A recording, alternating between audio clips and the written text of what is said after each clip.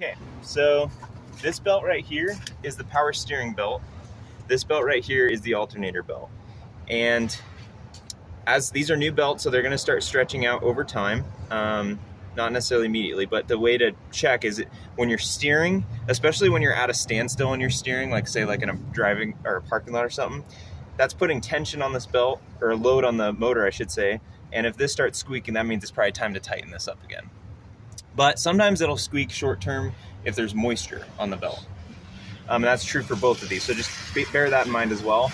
But if it's squeaking continuously when it's under load, that means it's probably time to tighten.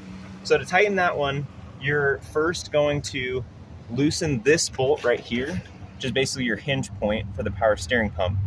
And then, which by the way, that is a 12 millimeter socket. And then if you come over here, there's this bolt down here. Okay. Here, I'll move the wire. Yep, I see it. Should I try to move it up? Maybe. Oh, sorry. No, you're fine. Didn't mean to elbow you in the face. This bolt here. Yes. Okay. Yep. Got it. That bottom one. Yep. And what you're going to need to do to tighten is you're going to have someone.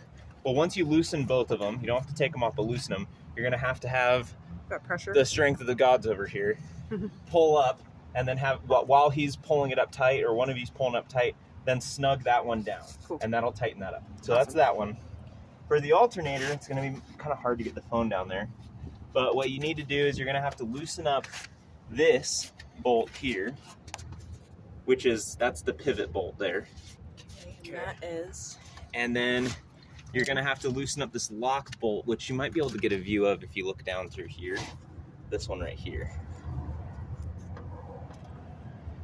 I don't know if you can see that or not. This one. Oh, I see it. This one here. Yep, it's off to the side. Yeah, so loosen that one. Okay.